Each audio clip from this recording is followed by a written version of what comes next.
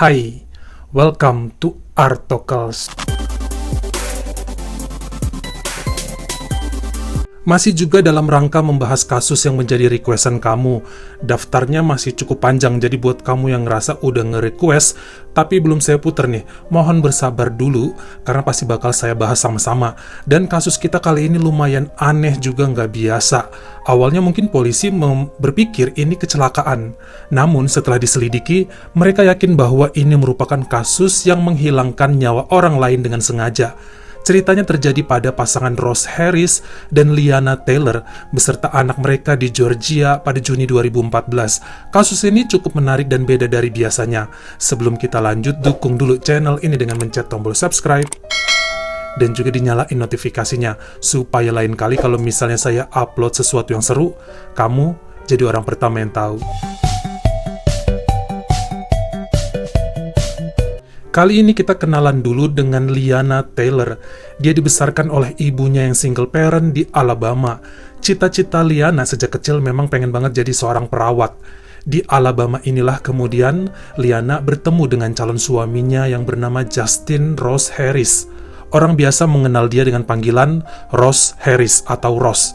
Mereka pacaran kurang lebih selama 1 tahun, kemudian menikah pada tahun 2006. Saat itu, Ross sempat bekerja sebagai petugas operator polisi 911 sambil menyelesaikan kuliahnya di bidang bisnis administrasi di Universitas Alabama.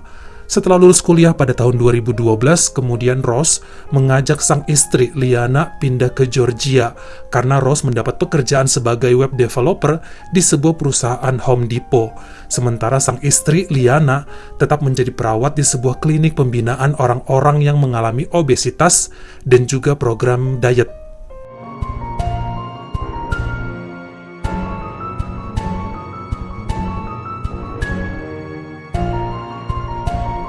Ross dan Liana menikah saat usia mereka sama-sama 26 tahun, dan impian mereka memang pengen banget punya anak. Tapi sepertinya semua nggak semudah yang mereka rencanakan. Liana sepertinya sulit sekali hamil sampai mencoba bermacam jenis pengobatan. Hingga akhirnya setelah 6 tahun menikah, mereka sangat bersyukur segala usaha dan penantian panjang membuahkan hasil.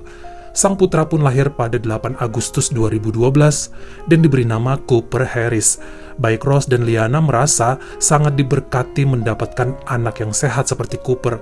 Mereka sangat menyayangi Cooper, luar biasa pokoknya. Bahkan sang ayah, Ross, benar-benar bahagia dan selalu berusaha turut serta ada dalam tiap kemajuan tumbuh kembang putranya tersebut.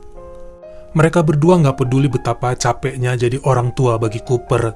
Bangun tengah malam kalau dia nangis, mengajarkan bicara, berjalan, bermain musik, dan piknik. Semua mereka lakukan karena sangat gembira dengan kehadiran Cooper yang lucu, sehat, dan ngegemesin banget. Baik orang tua Ross dan Liana mengatakan mereka berdua sangat menikmati menjadi orang tua baru. Bahkan tetangga mereka bilang kalau pulang kerja atau lagi libur, baik Ross dan Liana kelihatan rajin nemanin putranya itu keliling komplek menikmati quality time.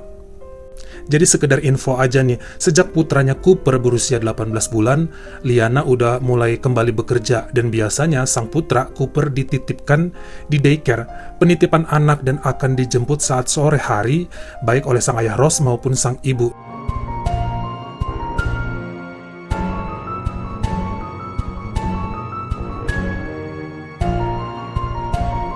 Jadi karena Liana, sang ibu, kerja sebagai perawat berangkat kerjanya jam 6 pagi, sang ayah Ross biasanya yang ngantar Cooper ke daycare sekitar jam 8 pagi, sambil berangkat ke kantornya. Nah, tugas sang ibu Liana adalah menjemput sore hari Cooper dari daycare, karena Liana pulang duluan yaitu sebelum jam 4 sore.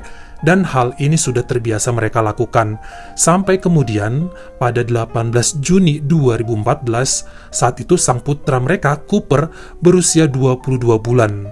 Seperti biasa, Liana sang ibu jam 4 sore di CCTV terlihat memarkirkan mobilnya di penitipan anak, daycare, guna menjemput Cooper.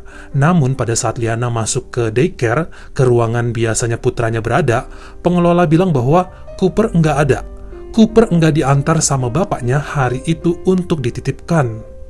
Tentunya hal ini bikin Liana kaget mengetahui anaknya tidak diantarkan ke sana, karena setahu dia sang suami Ross tetap berangkat untuk bekerja. Mereka sempat teleponan saat Ross dan putranya lagi on the way ke daycare tadi pagi. Sang ibu Liana sempat kaget dan bingung di mana anaknya Cooper berada. Namun menurut beberapa pengelola di daycare, waktu itu wajah Liana cukup tenang. Untuk seorang ibu yang kaget anaknya hilang, wajah Liana sangat santai, kata mereka. Kata pengelola daycare, kemudian Liana teriak, "Waduh, jangan-jangan anak saya tinggal di mobil suami saya." Kemudian Liana mencoba berulang kali nelpon ke HP dan kantornya Ross, sang suami, tapi nggak diangkat juga. Liana langsung ngejar ke kantor sang suami dan tiba pada pukul 5:10 sore, di mana udah rame katanya, banyak orang dan polisi di sana. Liana disuruh menunggu di lobi kantor suaminya, dan kemudian beberapa polisi dan detektif mendekati dia dan mengatakan bahwa sang suami ditahan dan anak mereka telah pergi untuk selamanya. Sebenarnya apa yang terjadi sama Ross dan putranya Cooper pada hari itu? Kita mundur sedikit pagi itu saat Ross akan mengantar Cooper ke daycare sambilan berangkat kerja. Mereka berdua katanya sarapan jam 7:20 pagi di restoran Chick-fil-A dan terekam di CCTV mereka baik-baik aja dan kelihatan sangat senang. Tapi polisi dan pihak restoran merasa sedikit aneh pagi itu, sepertinya Ross sengaja memperkenalkan dengan spesifik sang putra Cooper dengan pihak restoran. Setelah mereka sarapan, kemudian selanjutnya adalah mengantarkan Cooper ke daycare. Tapi sepertinya sang ayah Ross kali ini tidak berbelok ke arah jalan menuju daycare. Dia lurus terus aja langsung ke tempat kerjanya di Home Depot. Entah sengaja atau emang kelupaan. Kalau saya sih asumsinya sengaja, karena udah biasa dan dia nggak mungkin lah bawa anaknya kerja. Pasti harusnya udah fokus selanjutnya ke daycare buat nitipin Cooper di sana. Lalu kemudian CCTV parkiran menangkap gambar Ross sedang parkirkan mobilnya, dan dia kemudian berjalan menuju ke kantornya tanpa membawa sang putra, Cooper. Beneran dia ninggalin Cooper di bagian belakang mobilnya di bulan Juni, musim panas saat itu, dalam keadaan pintu dan jendela mobil semuanya tertutup rapat. Hal ini benar-benar berisiko tinggi, baik hewan peliharaan atau manusia ditinggalkan seharian di dalam mobil di musim panas. Kita kan tahu dampak efek rumah kaca yang terjadi di dalam mobil. Ahli bahkan mengatakan itu bakal lebih panas daripada oven yang sedang memanaskan makanan. Berikut saya mau ngasih kamu gambaran betapa panasnya di dalam mobil yang diparkir di bawah sinar matahari dalam keadaan mesinnya dimatikan. So, I'm your pet, and I'm now in the car. I've got all 4 windows cracked down about an inch. So, let's start a timer and let's see exactly how hot it gets in here. 94 degrees. So, it's pretty hot in here, but we're just getting started. 100 degrees already. And I can tell you that it is stifling in here. 15 minutes now, and it's about 110 in my car. If I were a little dog left out here, maybe I'm barking, I'm very nervous. I can only imagine what the core body temperature must be at this point. 25 minutes, 113 degrees, 30 minutes in a parked car with the windows cracked. The temperature right now is about 116. Sekitar jam 4:15 sore, Ross terlihat keluar dari kantor menuju ke parkiran. Dia kelihatannya santai, padahal udah ninggalin anaknya di mobil lebih dari 8 jam.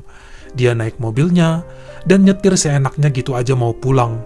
Sampai kemudian saat udah jalan sekitar 3 km, kayaknya Ross baru ngeh anaknya enggak bergerak-gerak dari tadi.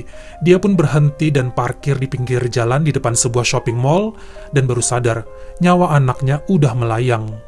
Dia panik, keluar mobilnya sambil nangis-nangis sampai kemudian orang-orang mulai rame dan orang-orang menelpon ke 911. Tell me exactly what happened. The guy pulled in the parking lot and the baby's not breathing, it doesn't look like. Beberapa ibu-ibu mengangkat tubuh Cooper ke aspal dan mencoba memberikan CPR. Sementara sang ayah Ross mondar-mandir nggak jelas sambil teleponan. Baru deh setelah polisi datang, sang ayah Ross menangis kencang. Ini membuat beberapa orang yang dari tadi membantu putranya agak bingung. Dari tadi santai aja, kok polisi datang baru nangis histeris, ini ayahnya. Bagi polisi dan beberapa orang yang membantu, nangis histeris sang ayah Ross sepertinya palsu dan dibuat-buat. Hal ini membuat polisi curiga dan menyatakan Ross sebagai tersangka. Sepertinya ini semua sudah disetting sama dia, bahkan ketika polisi memborgol sang ayah Ross dan memasukkannya ke dalam mobil polisi, si Ross ini melawan dan berteriak sambil memaki-maki polisi. Cukup ricuh apa yang terjadi saat itu dan membuat jalanan jadi semakin macet. Bahkan Ross sempat komplain katanya mobil polisi gerah banget, padahal jendelanya udah dibuka.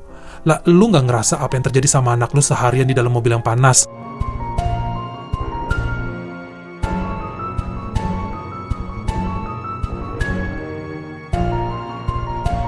Jadi menurut data per tahun 2013 di Amerika, setiap tahunnya ada 37-40 anak meninggal karena kepanasan terkunci dalam mobil.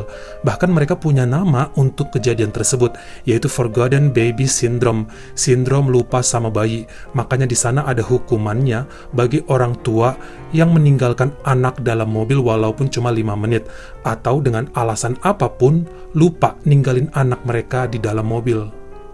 Sampai akhirnya Ross dibawa ke kantor polisi untuk diinterogasi. Menurut saya acting sedih dan histeris Ross di kantor polisi kayak dibikin-bikin, kayak palsu dan gak nangis beneran, atau dia berusaha buat nangis tapi gak keluar air mata dan gagal sedih. Coba nanti kalian tulis di kolom komentar, menurut kalian ini beneran sedih atau pura-pura aja? Siapa tahu kita beda pendapat.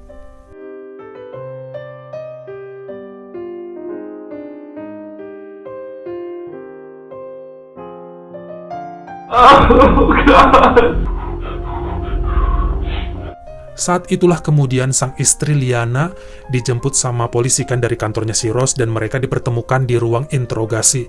Bahkan di sini menurut polisi dan saya, kelihatannya mereka berdua sangat acting banget.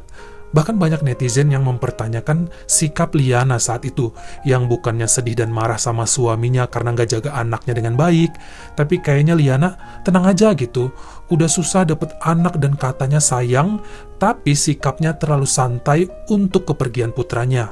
Sampai kemudian sang istri Liana ngomong kalimat yang aneh ke suaminya, "Apa kamu terlalu banyak omong?" Detectives wondered what she meant. They came back into the room and told Ross he wasn't going home. He's going to jail. He's being charged. Menurut otopsi, sang putra Cooper meninggal dunia karena hipertermia. Jadi suhu tubuhnya terlalu panas dan ini sangat berbahaya. Banyak juga saat itu netizen yang ngebelain Ross kenapa harus dipenjara jika memang nggak sengaja. Tapi kelihatannya hasil investigasi kepolisian, sang ayah, Ross, melakukannya justru dengan sengaja. Dia men-setting semuanya. Hal-hal yang menurut polisi janggal adalah pertama, Ross ngaku dia nggak tahu anaknya telah meninggal saat dia pulang kerja. Masuk mobil dan jalan begitu aja, sementara dia meletakkan tas kerjanya di samping tubuh anaknya. Padahal menurut ahli, Cooper udah meninggal 5 jam sebelum Ross keluar kantor. Masa waktu naruh tas, dia nggak tahu anaknya kenapa-kenapa? Masa baru sadar setelah jalan pulang 3 km? Yang kedua, saat polisi nanya kenapa Ross nggak bawa anaknya ke dalam kantor aja waktu itu. Ross bilang karena anaknya lagi tidur pulas, makanya ditinggalin di mobil. Ini juga aneh menurut polisi karena saat mereka masih di restoran Chick-fil-A, Cooper masih sangat lasak. Padahal jarak antara resto dengan kantornya Ross kurang dari 1 km. Bahkan CCTV menunjukkan Ross meninggalkan restoran dan sampai di parkiran kantor hanya dalam waktu 6 menit. Apakah mungkin anaknya sudah sangat pulas tidurnya dalam waktu 6 menit? Bisa saja iya, tapi polisi meragukan hal ini. Anehnya lagi, CCTV parkiran menunjukkan pada pukul 2 siang, si Ross ini kembali ke mobilnya mengambil sesuatu. Lalu ngunci mobilnya lagi, dan dia tetap nggak peduli sama anaknya di dalam mobil. Selanjutnya, detektif juga mengecek ke rumah Ross. Mereka ngecek ke laptopnya Ross dan menemukan histori pencarian Google tentang pengukuran suhu panas dalam mobil. Sampai berapa jam dan suhu berapa, seseorang bisa kehabisan nafas dan kehilangan nyawa dalam mobil di bawah sinar matahari. Bahkan, Ross juga mempelajari video yang sama yang tadi kita tonton, tentang bahaya suhu panas dalam mobil jika ada orang atau hewan peliharaan di dalamnya. Sedangkan polisi juga mencoba mencari tahu tentang sang istri Liana apa ada hubungannya. Namun menurut polisi hanya reaksi Liana yang sangat tenang yang membuatnya dipertanyakan. Nggak ada bukti Liana ikut serta dalam hal ini. Mungkin kita akan bertanya apa motifnya jika memang sang ayah, Ross, melakukannya dengan sengaja. Karena Ross bersikeras tidak sengaja melakukannya dan tidak mau ngasih tahu motif. Polisi pun membongkar handphone Ross. Ada percakapan Ross dengan seorang wanita melalui sebuah aplikasi kencan. Di situ Ross curhat kepada wanita tersebut bahwa dia tidak bahagia dengan pernikahannya dan sebenarnya dia tidak siap menjadi ayah. Bahkan pagi hari sebelum kejadian, dia mengirimkan chat kepada wanita rahasia itu yang isinya, "Aku sayang putraku, tapi sepertinya aku dan istriku perlu kebebasan." Selain itu, polisi juga menemukan dalam aplikasi kencan tersebut ya, si Ross ini telah berselingkuh dengan belasan wanita, pria, dan komunitas bla bla bla, yang saya nggak bisa sebutkan di YouTube. Bahkan kirim-kiriman foto bla bla bla bla ke komunitas yang berkedok profesi babysitter, PSK, guru, dokter, dan lainnya. Bahkan istrinya, Liana, yang awalnya membela Ross, kelihatannya kaget dengan hal ini. I would agree that I did not know the depth. Have you read the text messages that he sent to these other women? No. I have no reason to have read them. Okay. He ruined my life. He destroyed my life. I'm humiliated. I may never trust anybody again the way that I did. If I never see him again after this day, that's fine. Sampai kemudian setelah persidangan selama 26 hari, 70 orang saksi dihadirkan, 1.200 barang bukti. Pada 14 November 2014, Ross Harris dinyatakan bersalah atas kejahatan tingkat 1, sengaja menghilangkan nyawa anaknya. Dia dijatuhi hukuman penjara seumur hidup, plus 32 tahun atas kejahatan yang berhubungan dengan pornografi. Bagaimana menurut kamu? Apa kelihatannya ini cuma kecelakaan tanpa sengaja, atau cukup mencurigakan kalau kita telusuri beberapa bukti yang ada? Kamu komen di bawah. Kalau kamu suka sama video ini, jangan lupa ya klik like dan juga tombol share-nya.